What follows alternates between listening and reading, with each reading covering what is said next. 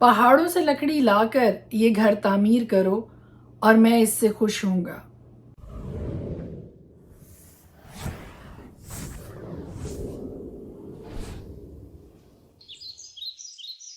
خدائے قدوس کے زندہ جلالی بابرکت پرفضل نام میں ایک بار پھر آپ کو میرا سلام۔ خدا کے پاک پوتر جلالی بابرکت کلام کے ساتھ آپ کے سامنے حاضر ہوں۔ میرا نام ایسٹر ہارون ہے اور ہر روز خدا کے پاک کلام کی تلاوت بھی کرتی ہوں اور ساتھ ہی ساتھ تھاٹ آف دا ڈے بھی آپ کے ساتھ شیئر کرتی ہوں۔ آج جو خیال آپ کے ساتھ بانٹنے کو ہوں وہ حجی نبی کا صحیفہ اس کے پہلے باب میں سے ہے اور اس کی 8ویں آیت سے ہے۔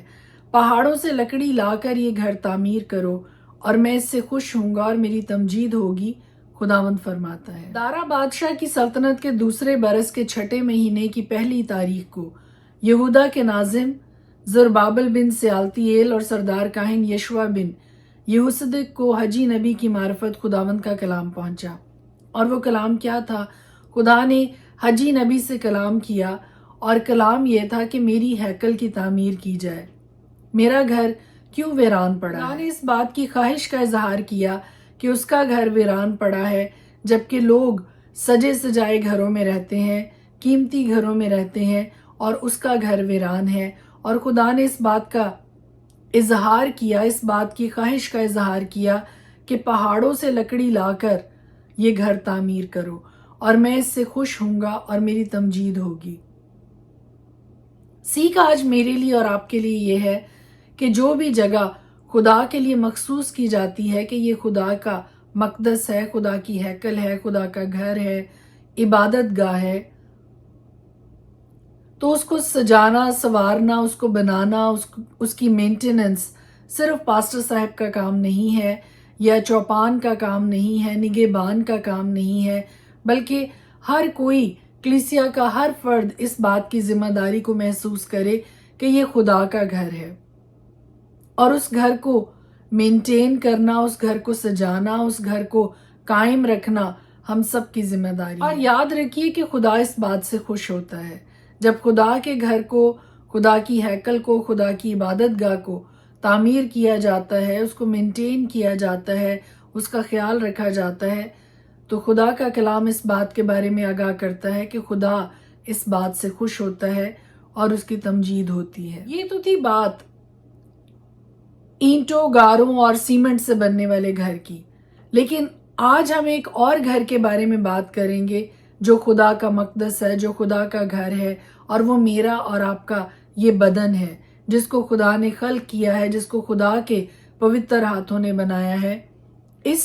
یہ آیت اس گھر پر بھی اتنی ہی لاگو ہوتی ہے جتنی کہ سیمنٹ، اینٹوں، گاروں سے بنے ہوئے گھر پر لاگو ہوتی ہے۔ جس گھر کو خدا نے تعمیر کیا ہے، جس گھر کو خدا نے بنایا ہے، جو کہ آپ کا اور میرا یہ جسم ہے، یہ بدن ہے جو کہ روح، بدن، جان پر مشتمل ہے، اس گھر کی تعمیر کرنا، اس گھر کو بنائے رکھنا، اس گھر کو سجائے رکھنا، اس گھر کو قائم رکھنا اور خدا کے لیے سجانا، سنوارنا اور خدا کے لیے بنانا، قائم رکھنا بھی ہماری اتنی ہی ذمہ داری ہے جتنی کہ اینٹوں، گاروں اور سیمنٹ سے بنے ہوئے گھر کو جو خدا کے لیے مخصوص ہے، خدا کے لیے بنایا جاتا ہے، اس کا خیال کرنا۔ اور کیوں ان دونوں گھروں کا خیال رکھنا ہمارے لیے ضروری ہے؟ کیونکہ خدا کا کلام یہ کہتا ہے کہ پہلی بات خدا اس سے خوش ہوتا ہے اور دوسری بات اس سے خدا کی تمجید ہوتی ہے۔ may God bless you۔ خدا ہم سب کو یہ توفیق عطا کرے کہ ہم خدا کے ان دونوں گھروں کی کیئر کریں، قائم رکھیں، بنائے رکھیں، سجائے رکھیں۔ آمین۔ خدا کے پاک کلام میں سے آج ہم دیکھیں گے صفنیہ 3 باب۔ اس سرکش و ناپاک اور ظالم شہر پر افسوس، اس نے کلام کو نہ سنا، وہ تربیت پذیر نہ ہوا، اس نے خداوند پر توکل نہ کیا اور اپنے خدا کی قربت کی آرزو نہ کی۔ اس کے عمرہ اس میں گرجنے والے ببر ہیں، اس کے قاضی بھیڑیے ہیں جو شام کو نکلتے ہیں اور صبح تک کچھ نہیں چھوڑتے۔ اس کے نبی لاف زن اور دغا باز ہیں، اس کے کاہنوں نے پاک کو ناپاک ٹھہرایا اور انہوں نے شریعت کو مروڑا ہے۔ خداوند جو صادق ہے اس کے اندر ہے، وہ بے انصافی نہ کرے گا، وہ ہر صبح بلا ناگا اپنی عدالت ظاہر کرتا ہے، مگر بے انصاف آدمی شرم کو نہیں جانتا۔ میں نے قوموں کو کاٹ ڈالا، ان کے برج برباد کیے گئے، میں نے ان کے کوچوں کو ویران کیا، یہاں تک کہ ان میں کوئی نہیں چلتا۔ ان کے شہر اجاڑ ہوئے اور ان میں کوئی انسان نہیں، کوئی باشندہ نہیں۔ میں نے کہا کہ فقط مجھ سے ڈر اور تربیت پذیر ہو تاکہ اس کی بستی کاٹی نہ جائے۔ سب کے مطابق جو میں نے اس کے حق میں ٹھہرایا تھا، لیکن انہوں نے عمدن اپنی روش کو بگاڑا۔ پس خداوند فرماتا ہے، میرے منتظر رہو جب تک کہ میں لوٹ کے لیے نہ اٹھوں، کیونکہ میں نے ٹھان لیا ہے کہ قوموں کو جمع کروں اور مملکتوں کو اکٹھا کروں، تاکہ اپنے غضب یعنی تمام قہر شدید کو ان پر نازل کروں، کیونکہ میری غیرت کی آگ ساری زمین کو کھا جائے گی۔ اور میں اس وقت لوگوں کے ہونٹ پاک کر دوں گا تاکہ وہ سب خداوند سے دعا کریں اور ایک دل ہو کر اس کی عبادت کریں۔ کوش کی نہروں کے پار سے میرے عابد یعنی میری پراگندہ قوم میرے لیے ہدیہ لائے گی۔ اسی روز تو اپنے سب اعمال کے سبب سے جن سے تو میری گنہگار ہوئی شرمندہ نہ ہوگی، کیونکہ میں اس وقت تیرے درمیان سے تیرے متکبر لوگوں کو نکال دوں گا، اور پھر تو میرے کوہ مقدس پر تکبر نہ کرے۔ میں ایک مظلوم اور مسکین بکیا چھوڑ دوں گا اور وہ خداوند کے نام پر توکل کریں گے۔ اسرائیل کے باقی لوگ نہ بدی کریں گے، نہ جھوٹ بولیں گے، اور نہ ان کے منہ میں دغا کی باتیں پائی جائیں گی، بلکہ وہ کھائیں گے اور لیٹ رہیں گے اور کوئی ان کو نہ ڈرائے گا۔ اے بنتے صہیون نغمہ سرائی کر، اے اسرائیل للکار، اے دختر یروشلم پورے دل سے خوشی منا اور شادمان ہو۔ خداوند نے تیری سزا کو دور کر دیا، اس نے تیرے دشمنوں کو نکال دیا۔ خداوند اسرائیل کا بادشاہ تیرے اندر ہے، تو پھر مصیبت کو نہ دیکھے گی۔ اس روز یروشلم سے کہا جائے گا، ہراساں نہ ہو، اے صہیون تیرے ہاتھ ڈھیلے نہ ہو۔ خداوند تیرا خدا جو تجھ میں ہے قادر ہے، وہی بچا لے گا۔ وہ تیرے سبب سے شادمان ہو کر خوشی کرے گا، وہ اپنی محبت میں مسرور رہے گا، وہ گاتے ہوئے تیرے لیے شادمانی کرے گا۔ میں تیرے ان لوگوں کو جو عیدوں سے محروم ہونے کے سبب سے غمگین اور ملامت سے زیر بار ہیں جمع کروں گا۔ دیکھ میں اس وقت تیرے سب ستانے والوں کو سزا دوں گا اور لنگڑوں کو رہائی دوں گا، اور جو ہانک دیے گئے ان کو اکٹھا کروں گا، اور جو تمام جہان میں رسوا ہوئے ان کو ستودہ اور نامور کروں گا۔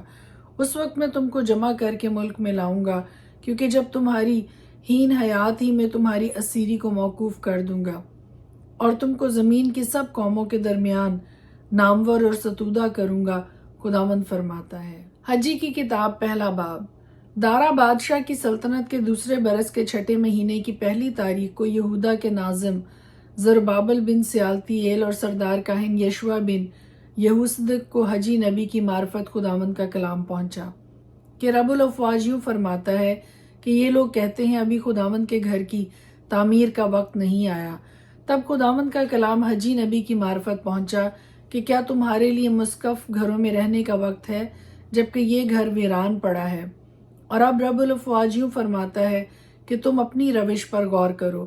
تم نے بہت سا بویا پر تھوڑا کاٹا، تم کھاتے ہو پر آسودہ نہیں ہوتے، تم پیتے ہو پر پیاس نہیں بجھتی، تم کپڑے پہنتے ہو پر گرم نہیں ہوتے، اور مزدور اپنی مزدوری سوراخ دار تھیلی میں جمع کرتا ہے۔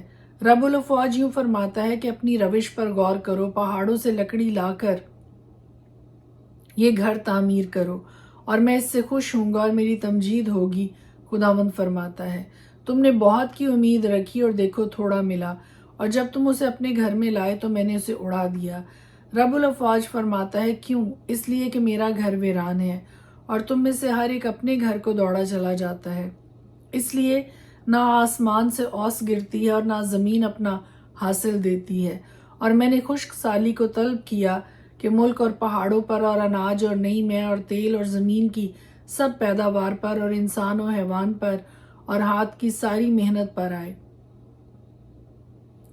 تب زربابل بن سیالتییل اور سردار کاہن یشوع بن یہوصدق اور لوگوں کا سب بقیہ خداوند اپنے خدا کے کلام اور اس کے بھیجے ہوئے حجی نبی کی باتوں کے شنوا ہوئے، اور لوگ خداوند کے حضور ترساں ہوئے۔ تب خداوند کے پیغمبر حجی نے خداوند کا پیغام ان لوگوں کو سنایا کہ خداوند فرماتا ہے، میں تمہارے ساتھ ہوں۔ پھر خداوند نے یہودا کے ناظم زربابل بن سیالتییل کی اور سردار کاہن یشوع بن یہوصدق کی اور لوگوں کے بقیہ کی روح کو ترغیب دی۔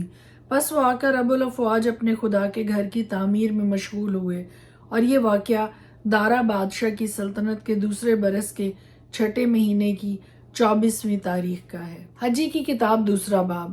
7वें महीने की 21वीं तारीख को खुदावंद का कलाम हजी नबी की मार्फत पहुंचा कि यहूदा के नाजिम ज़ुरबाबिल बिन सियालतीएल सरदार काहिन यशवा बिन यहूसदक और लोगों के बकिया से यूं कह कि तुम में से किसने इस हैकल की पहली रौनक को देखा और अब कैसी दिखाई देती है?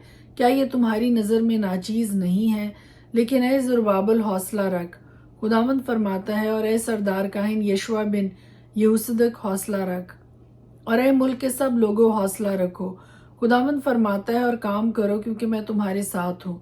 रब्बुल अफ़वाज फरमाता है, मिस्र से निकलते वक्त मैंने तुमसे जो अहद किया था उसके मुताबिक मेरी वो रूह तुम्हारे साथ रहती है, हिम्मत ना हारो। क्योंकि रब्बुल अफ़वाज यूँ फरमाता है कि मैं थोड़ी देर में फिर एक बार आसमान और ज़मीन और बहरो बर को हिला दूंगा।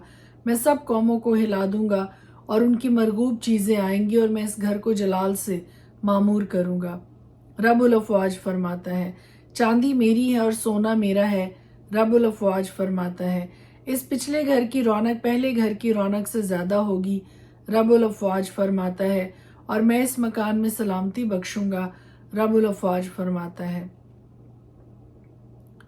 और दारा बादशाह की सल्तनत के दूसरे साल के 9वें महीने की 24वीं तारीख को खुदावंद का कलाम हजी नबी की मार्फत पहुंचा कि रब्बुल अफ़वाज यूं फरमाता है कि शरीयत की बाबत काहिनों से दरियाफ्त कोई पाक गोश्त को अपने लिबास के दामन में लिए जाता हो और उसका दामन रोटी या तेल या किसी तरह के खाने की चीज़ को छू जाए तो क्या वो चीज़ पाक हो जाएंगी?